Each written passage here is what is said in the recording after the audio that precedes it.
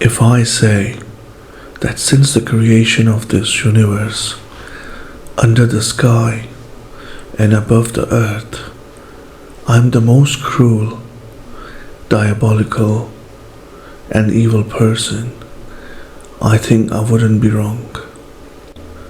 Nearly 43 years ago, I was born in a village which had Muslim majority. My father and uncle were very criminal minded. Although they were practicing Hindus, but they were addicted to crimes. Not only them, but the whole family was addicted to looting and robbing people. In 1987, I stayed in the city of Meerut, India, with my relatives, and I killed at least 25 Muslims. Carrying hate in my heart for Muslims, I joined Bajrang Dal, which is a Hindu extremist organization. When Hindu extremists destroyed Babri Masjid in 1990s, I participated in that and killed many Muslims. I had an older brother. He had 2 sons and 2 daughters. One of his daughter was Hira. She was a very nice person with a good heart. She was very quick in making friends. Against our will, she wanted to study further and go to high school. For that, she worked hard in the fields, saved some money to buy books, and also to pay the school fee.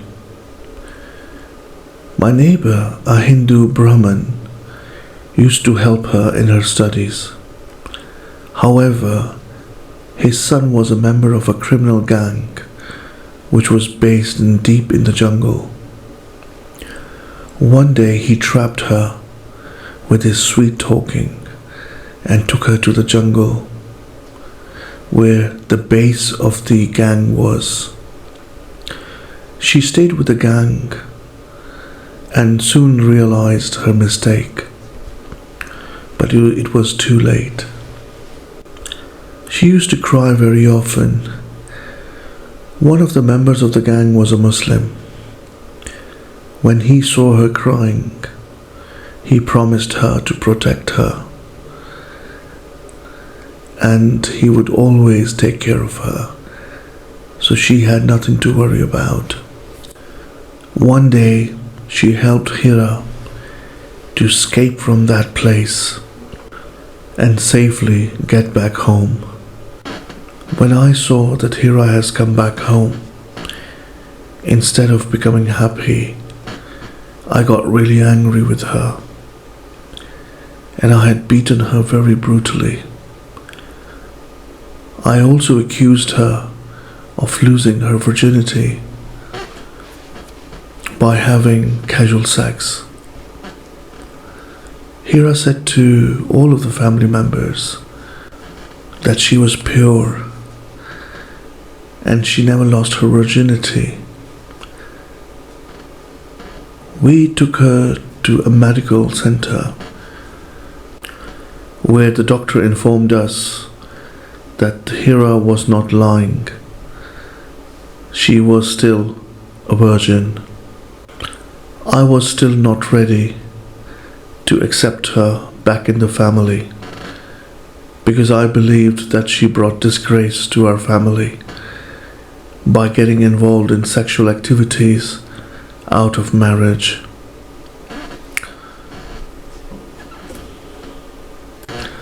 Over the period of time, we noticed that she was very touched by the good behavior of the Muslim gang member who protected her and safely sent her back home. She gained interest in studying Islam, and for that reason she made a Muslim friend. Her Muslim friend gave her an Islamic book to read. She brought that Islamic book home. When I saw that Islamic book, I again got very angry. After physically beating her, I warned her and threatened her never to bring any such books home again. Otherwise, I would cut her into pieces. But Islam had entered in her heart, and she found Islam as a true divine religion. She went to the home of the Imam Masjid, and she accepted Islam as her religion.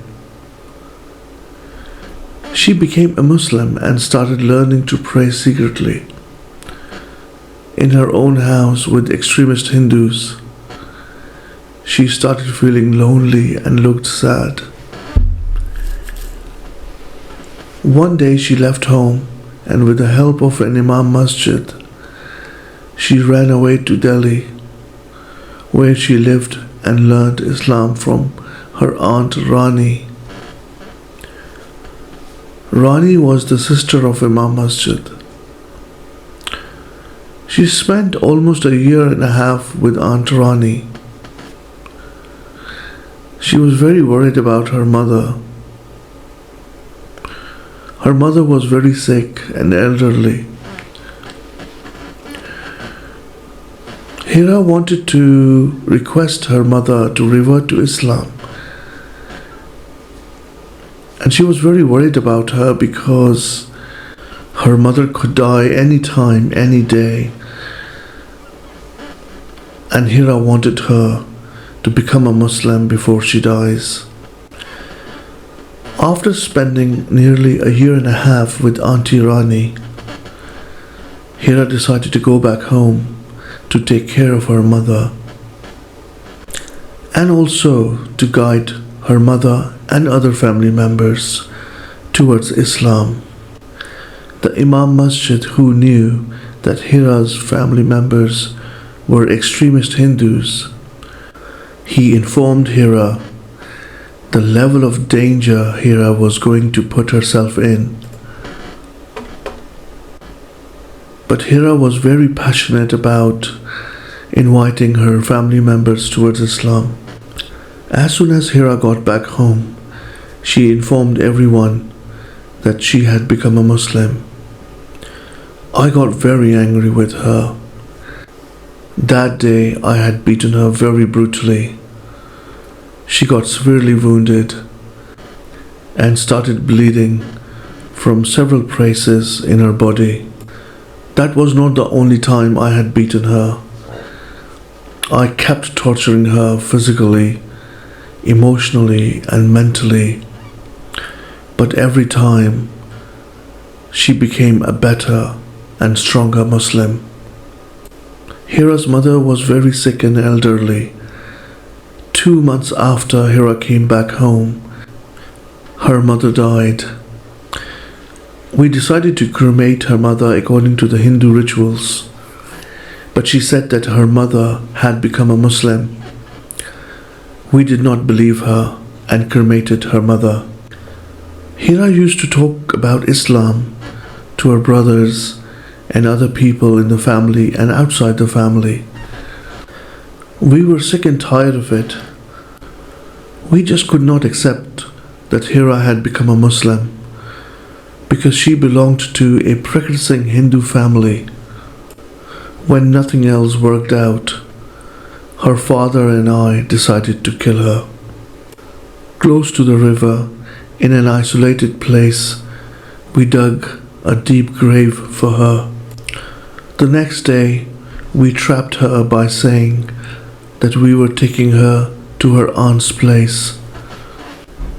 But it seems that she was shown in her dream a night before about her death, about what was going to happen to her.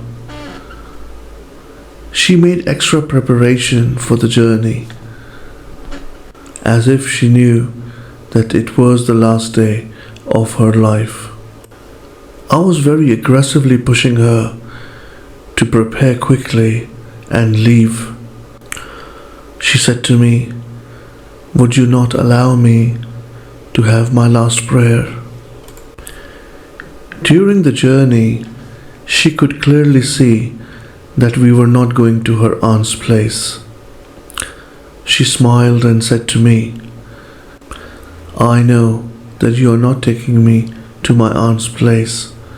Are you sending me back to Allah subhanahu wa ta'ala?" When we arrived at the grave, her father and I pushed her into it. I said to her that you want to protect other people from going to the hellfire by becoming a Muslim. You are so weak, you cannot even protect yourself. Then how can you protect others? Then I put a lot of petrol all over her and set her on fire. Her clothes caught fire very quickly. She was at the standing position in the grave, and while being burnt alive, she raised her arms towards the sky and said, "Oh Allah, you love me. You love your Hira, same like you love the cave of Hira. I don't need any other love, O Allah.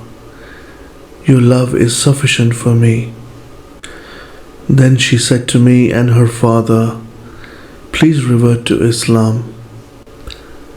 I'm leaving this world and I won't be able to request this again. Please come to Islam." While she was getting burnt in fire, we started walking back to our car.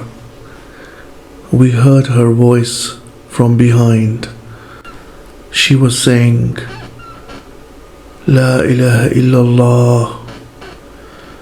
La ilaha illallah, La ilaha illallah, Muhammadur Rasulullah."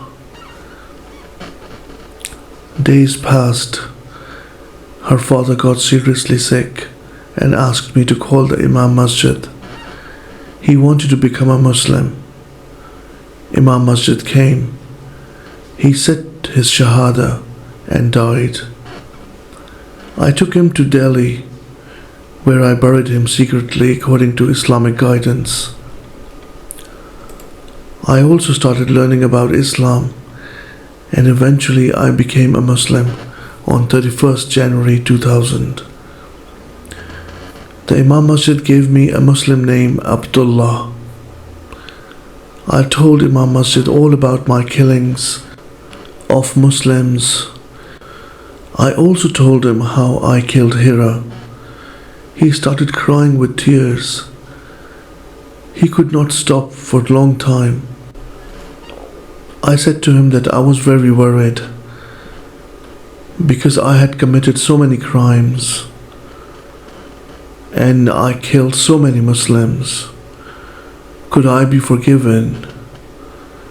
He said to me that yes, inshallah, there is a possibility that I will be forgiven. He said to me that in the past I killed Muslims. In the future I should do the opposite. I should protect Muslims from Hindu extremists. And this is how I would get peace in my heart. Since that day I've been trying to protect Muslims with the hope that one day Allah subhanahu wa ta'ala would forgive me. In the mass genocide of Muslims in Gujarat, in India, in 2002, I successfully protected hundreds of Muslims from Hindu extremists. In a different year, there was a plan of killing 400 innocent Muslim children in a school by the Hindu extremists. When Hindu extremists attacked the school, I had already prepared the escape route for them. Right on time, I broke the rear wall and took children to a safe place. I don't say that I deserve forgiveness, but I hope for it and seek Allah subhanahu wa ta'ala's mercy. I pray to Allah subhanahu wa ta'ala, please bless Hira, the best place in paradise. She was a true Muslim who was always showing care towards other people. No power could stop her. Even when her body was covered with fire, she was loudly saying, La ilaha illallah, La ilaha illallah, La ilaha illallah, Muhammadur Rasulullah.